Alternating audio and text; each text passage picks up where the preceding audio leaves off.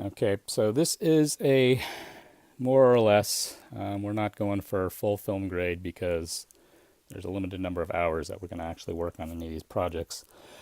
But this is from a 3D file.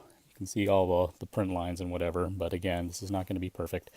Two, this was also a little bit of experimentation with helmets. If I do one of these again, the other thing you'll notice is the scale. It's 90% because this is for a child. If I do this again, then I won't be using epoxy sculptable to fill in the gaps and bind the gaps together. Instead, I'll be using just wood filler. So here's what a 1-to-1 looks like, and you can see that it's considerably larger, and that's just a 10%. That'll show you right there when you go into your slicer software. 10% reduction in size when you're doing the scale. It's quite a difference. You know, you'd think that 10% wouldn't be that much, but it's a pretty massive difference. And if we take a look in terms of the child scale, you can see that that's a little closer to child scale. In fact, it's almost dead on. I'm not going to break out the measuring tape or anything like that, but you can see that this is child-sized. What you can also notice, maybe not from the distortion of the lens here, I'm shooting a little bit wider, is that the mask here might be a little bit wider in dimension than the 3D file. And for some reason it looks a little bit wider. Okay, I'm getting two views here. I'm looking through the camera lens, which makes it look narrower, and I'm also looking through my eyes over the camera lens, and it looks a little wider. So you are getting a little bit of lens distortion that makes it look a little narrower. But even just by eyeballing it, I can tell that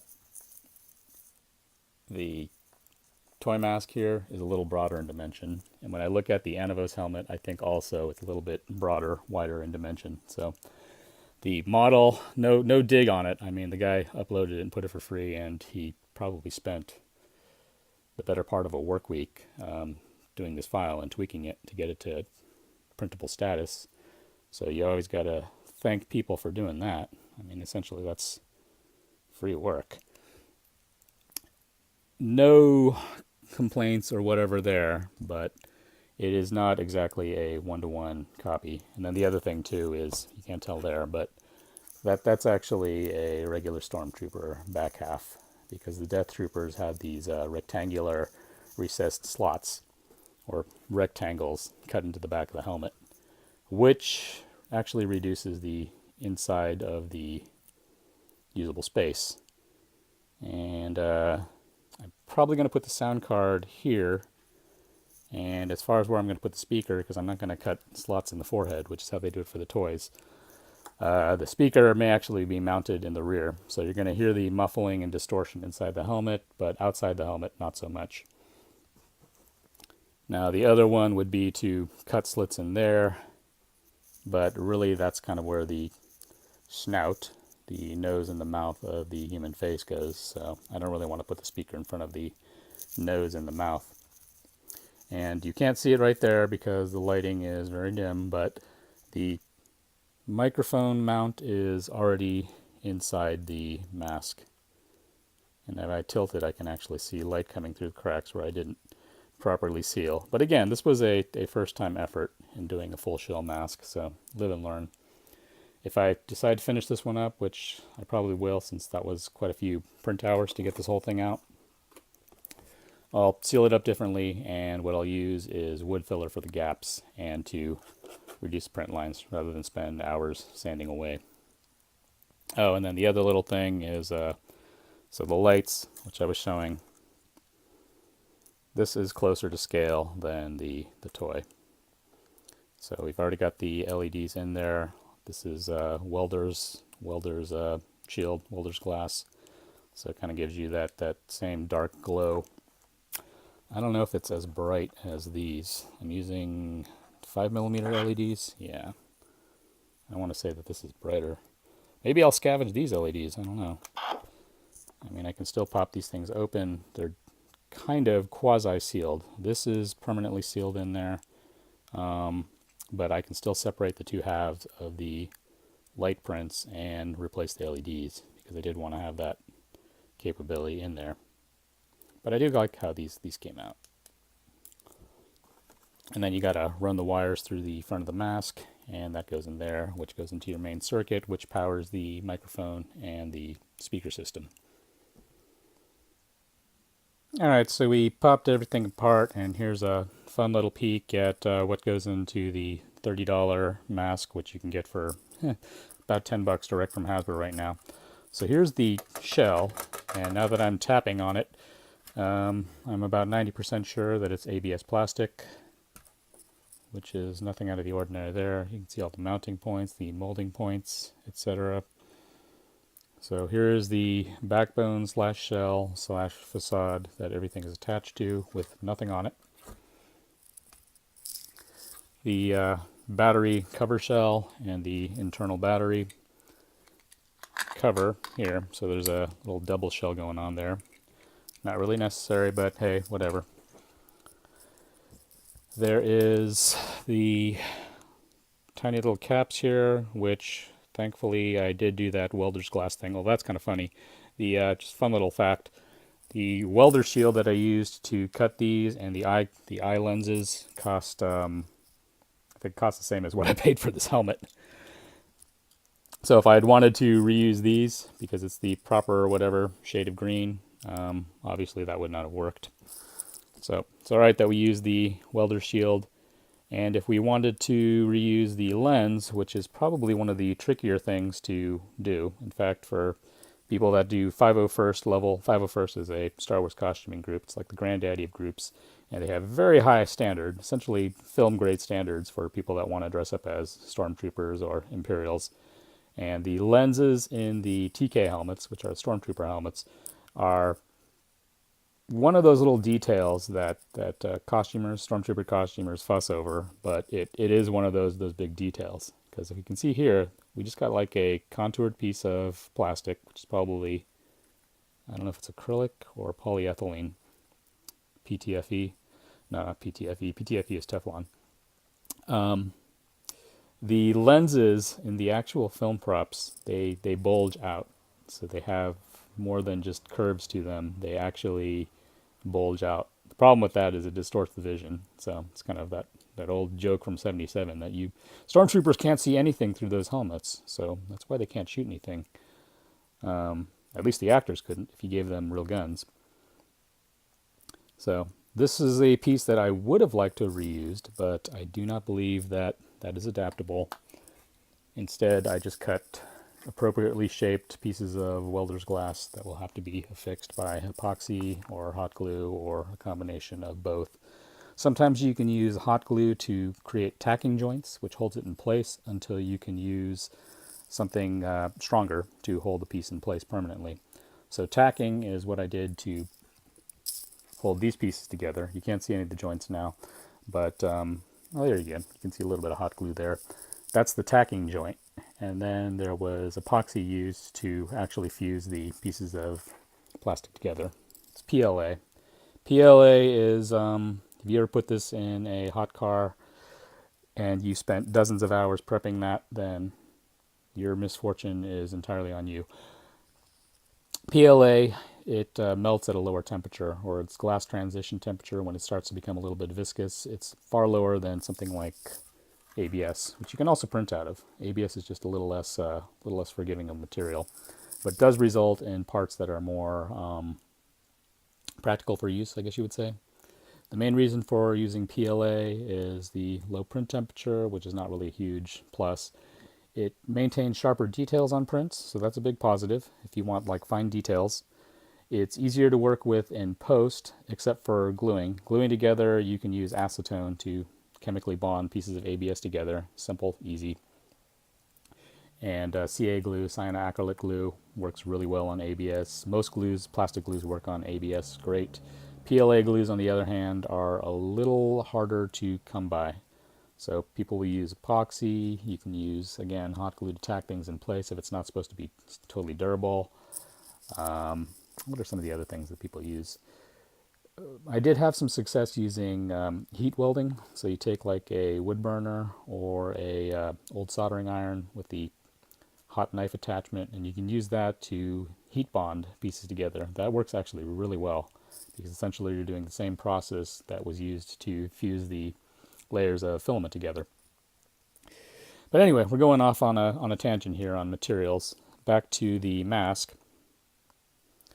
All right, so continuing, that was the external shell, the visor, which I do not believe, I'll do a little check and fitment. If I can actually use that, then I will regret having bought that welder shield if I'm only using it for these tiny little pieces of green.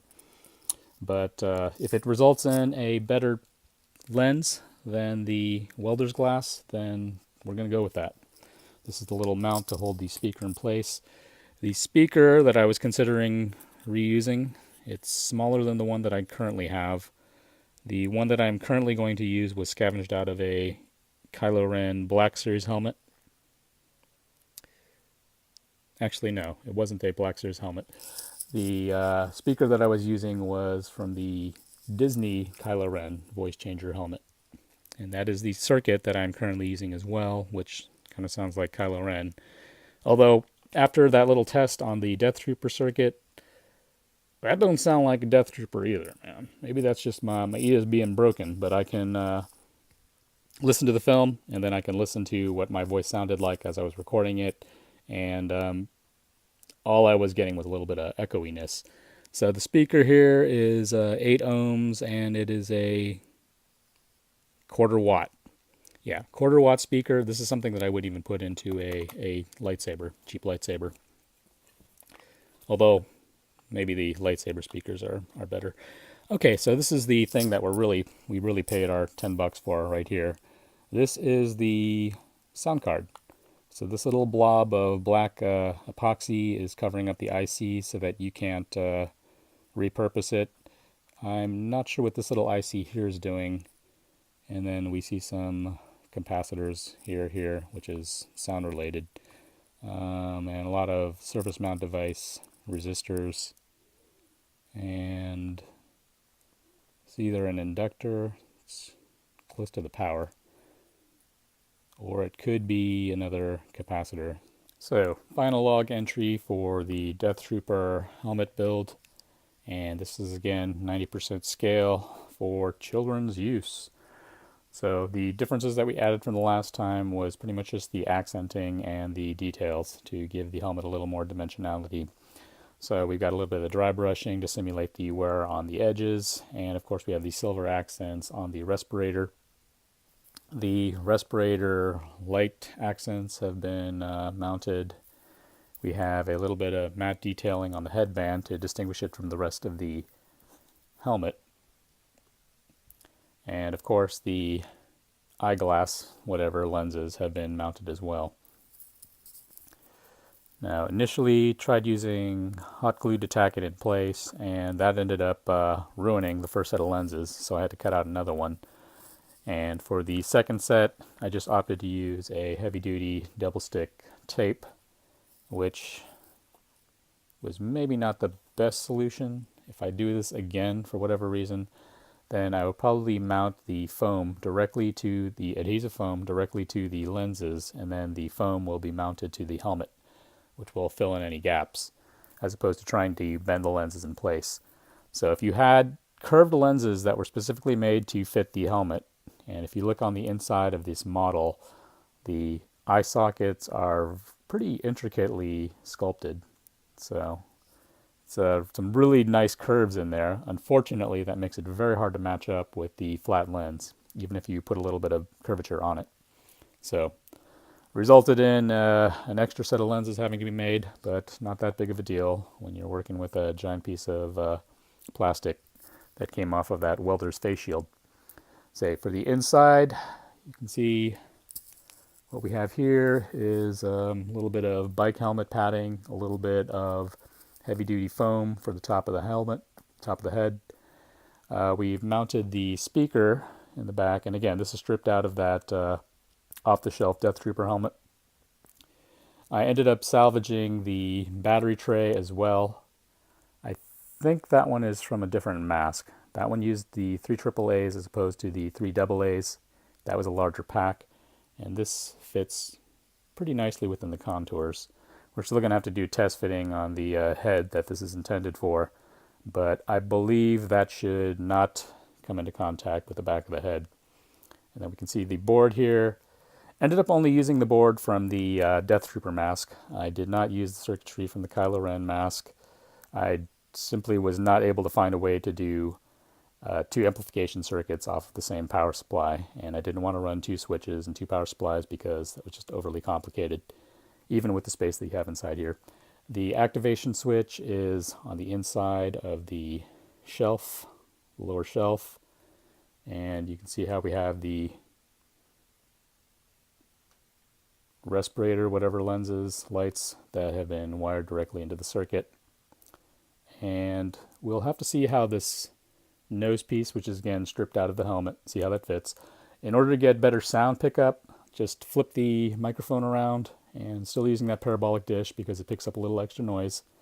And to be honest, your mouth needs to be directly on that microphone in order to get any sort of decent amplification. So the proximity there should be good. But again, since my head won't fit into this tiny little helmet, I have no way of telling what it actually sounds like inside and what type of amplification you get. But again, test fitting, I'll do that later. And again, a little bit of more bike padding to protect the cheekbones over here. So we'll see how that fits. Activation, it's pretty much the same as the stock. And the circuit on this, in the interest of saving power so that the batteries don't go out, so that the lights don't stay on constantly, only turns on when the microphone activates. And again, this is nothing clever that I did myself. This is simply the way that the original circuit worked. And of course, there's also that power save cutoff. So if you want to keep talking into the amplifier, then you have to push the button again. But that's what it looks like. And that is pretty much the end of the Death Trooper mask. So the complementary piece for the helmet and the overall costume, of which I have not seen, is the Death Trooper blaster. So we're using the Nerf Death Trooper blaster, which is just the core blaster, and an HK-416c stock, which is what they used in the film, and a 3D printed piece for the muzzle extender. And the reason why they made it as short as they did was obviously so they could just put it in a smaller package. But that's a little bit closer to the actual film dimensions. And of course we have to have that annealed tip looking thing. And the weathering on this one, I went actually pretty light. A little bit lighter on the dry brushing, just a little bit on the hard edges. Some of the spots where you would normally expect to see wear on something that was used in real life. But I didn't go too crazy like I've done before in the past. So just light, just enough to make it look a little less plasticky, and overall the feel on it's pretty nice. I didn't do anything to the internal, so it still has that terrible 55, 60 FPS, whatever action. The muzzle tip isn't fixed in place because if this ever gets played with again, then I need to put the orange tip back on. So that's still there. But overall, this one, yeah, I like the way this one came out. Could have been done better. I probably could have done airbrushing on the annealment rather than dry brushing it. But you work with what you got. It's not a big deal.